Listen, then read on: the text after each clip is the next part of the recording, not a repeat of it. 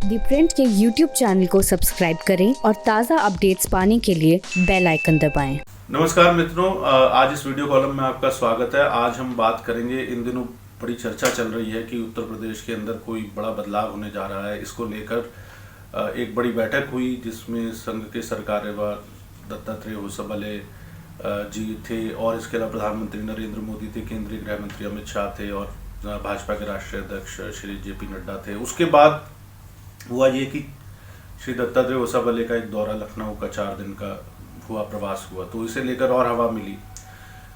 2-3 बातें महत्वपूर्ण है समझने के लिए। पहली बात यह है कि हम इसमें जो ये संघ, भाजपा, योगी और मोदी, ये जो पूरा एक नैरेटिव एक बिल्ड हो रहा है जिसमें कि ये सारे आपको इंटरकनेक्टेड दिखाई दे रहे हैं, तो हम थोड़ा सा पड़ताल करने की कोशिश करेंगे कि सच्चाई क्या है। पहली बात ये कि इस प्रकार की बैठक की जो है वो चर्चाएं हुई और बातचीत चली, लेकिन इस प्रकार की बैठकें अमूमन किसी भी महत्वपूर्ण राजनीतिक निर्णय को लेने के लिए नहीं होती हैं और जहाँ तक हमारी जानकारी है ऐसी बैठक नहीं हुई है। और दूसरी बात कि ऐसी कोई बैठक नहीं हुई है जिसमें इस प्रकार का निर्णय लिया गया कि अब हमें कोई उत्तर प्रदेश के अंदर बदलाव करना है। दूसरी बात, संघ जो है वो कोई प्रत्यक्ष भूमिका भाजपा के अंदर राजनीतिक निर्णय लेने में नहीं, जो है संघ की कोई प्रत्यक्ष भूमिका नहीं होती है। इसलिए ये समझना जरूरी है कि संघ और भाजपा का संबंध आपस में कैसे चलता है और संघ के सरकार्यवाह की क्या भूमिका होती है। संघ के सरकार्यवाह, पहले हम बात करते हैं संघ के सरकार्यवाह की। संघ के जो सरकार्यवाह हैं श्री दत्तात्रेय होसबले, वो एक तरीके से आप डिफैक्टो, आप जिसको बोलते हैं कि सीईओ की तरह होते हैं। जो सरसंघ चालक हैं, जो भी मोहन भागवत जी हैं, वो एक चीफ मेंटोर की तरह होते हैं और तो डे टू डे फंक्शनिंग जो पूरी ऑर्गेनाइजेशन की चलती है उसको एक तरीके से सरकार्यवाह जो है वो ओवरऑल देखते हैं और उनकी मदद के लिए फिर सह सरकार्यवाह जो है वो रहते हैं, जिनको आप ब्रॉडली जॉइंट जनरल सेक्रेटरीज कह सकते हैं। सरकार्यवाह जो है उसको एक अंग्रेजी में जनरली पत्रकारिता में पत्रकार जब लिखते हैं तो जनरल सेक्रेटरी के तौर पर भी लिखते हैं। बहरहाल, तो श्री दत्तात्रेय होसबले को इसी साल सरकार्यवाह जो है उसका दायित्व दिया गया था। तो जब लोग ये कहते हैं कि सरकार्यवाह लखनऊ गए और रिव्यू कर रहे हैं वो वहाँ पर सरकार की फंक्शनिंग को, और या वो किसी क्राइसिस को रिजॉल्व करने गए हैं या कुछ बदलाव को इनिशिएट करने गए हैं, तो ऐसा नहीं होता है। सरकार्यवाह का कार्यक्रम पहले से तय रहता है, कई महीने पहले से रहता है। दूसरा, जो सरकार्यवाह या संघ के बड़े अधिकारी जब भी प्रवास पर जाते हैं तो वहाँ समविचारी संगठनों के सभी कार्यकर्ताओं से मिलते हैं, जिनमें भाजपा के कार्यकर्ता भी होते हैं। तो और सरकार्यवाह का कद इतना बड़ा है संघ में और पूरे संघ परिवार में कि उसे सिर्फ एक भाजपा के ऑब्जर्वर की तरह जो है वो प्रोजेक्ट करना, मुझे नहीं लगता कि उनके कद के साथ भी न्याय है, उनकी भूमिका के साथ भी न्याय है। और दूसरी बात, अब संघ और भाजपा का जो आपस में संबंध है वो आप 2 स्तरों पर देख सकते हैं। पहला तो है एक अनौपचारिक संबंध, क्योंकि संघ के बहुत सारे स्वयंसेवक भाजपा में हैं। प्रधानमंत्री नरेंद्र मोदी खुद प्रचारक रहे हैं। इससे पूर्व जो प्रधानमंत्री थे श्री अटल बिहारी वाजपेयी, जो 90 के दशक में, और वो भी प्रचारक थे संघ के। बड़ी संख्या में संघ से के निकले हुए स्वयंसेवक इस सरकार में मंत्रियों के मंत्री पदों पर हैं, राज्यों के मुख्यमंत्री हैं जहां भाजपा की सरकार है, कुल मिलाकर प्रमुख पदों पर बैठे हुए हैं। तो चूंकि वो स्वयंसेवक है तो उन्हें कुछ ऐसे डायरेक्ट करने की जरूरत नहीं है संघ को कि आप ये करिए और आप ये नहीं करेंगे। ऐसा कोई एजेंडा जो है वो नहीं दिया जाता है, कोई ऐसी रिपोर्टिंग नहीं होती है।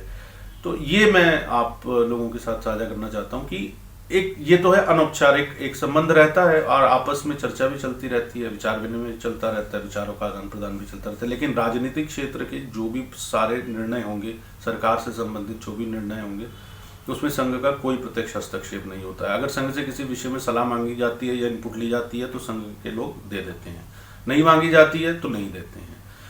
दूसरी बात कि भाजपा के साथ, भाजपा संगठन के तौर पर संघ से कई बार कई स्तरों पर जो है अपने कार्यकर्ता काम करने के लिए देने के लिए कहती है।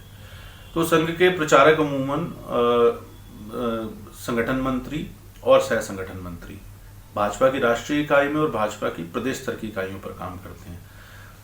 तो ये एक जो है व्यवस्था संघ और भाजपा के बीच में है। और इसी व्यवस्था के तहत जो है सारा कामकाज चलता है। एक बार फिर मैं ये बात कहूँगा, राजनीतिक निर्णय, सरकारों से संबंधित निर्णय, उसमें संघ का कोई प्रत्यक्ष हस्तक्षेप नहीं होता है। दिक्कत ये है कि ज़्यादातर विश्लेषक बिना संघ को के स्ट्रक्चर को समझे और संघ की फंक्शनिंग को समझे संघ को भाजपा के नज़रिए से देखते हैं। उन्हें ये लगता है कि संघ का जो प्रमुख काम है वो सिर्फ भाजपा को एम्पावर करना है, जबकि ऐसा नहीं है। भाजपा उन कई समविचारी संगठनों में से है, लगभग 3 दर्जन से ज़्यादा, जो संघ के स्वयंसेवकों द्वारा चलाए गए या स्थापित किए गए या संघ के स्वयंसेवक जहाँ काम कर रहे हैं। तो इसलिए भाजपा सिर्फ उसका एक इस पूरे आप कह सकते हैं कि समविचारी जो परिवार है उसका एक हिस्सा है। तो ऐसा नहीं है कि 24 घंटे संघ को जो है वो सिर्फ भाजपा की चिंता करनी होती है, और इसीलिए सीमित जो है एक सभी समविचारी संगठनों के साथ संघ, राष्ट्रीय स्वयंसेवक संघ की यही भूमिका रहती है कि जो भी मदद चाहिए होती है वो अगर सक्षम होते हैं तो करते हैं, और ऑटोनॉमी सभी के पास रहती है निर्णय लेने की। और यही फिलहाल भी स्थिति है। मैं इस बात में नहीं जा रहा हूँ परिवर्तन होता है नहीं होता है, पर संघ की ऐसे एक बैठक में संघ ने की प्रधानमंत्री के साथ, या प्रधानमंत्री ने जो है वो संघ के साथ, जो संघ के अधिकारियों के साथ बैठक की, और अब जो है वो इसके कारण जो है वो यूपी में बदलाव होगा, और ऐसा जो है वो कुछ नहीं है। जो भी निर्णय लिए जाएंगे वो राजनीतिक स्तर पर लिए जाएंगे, संघ की उसमें कोई प्रत्यक्ष भूमिका जो है वो नहीं है, कोई अप्रत्यक्ष भूमिका भी नहीं है। तो आज के वीडियो कॉलम में इतना ही, और आपके फीडबैक का इंतज़ार रहेगा। जल्दी ही मिलेंगे अगले वीडियो कॉलम में एक नए विषय के साथ। बहुत बहुत धन्यवाद।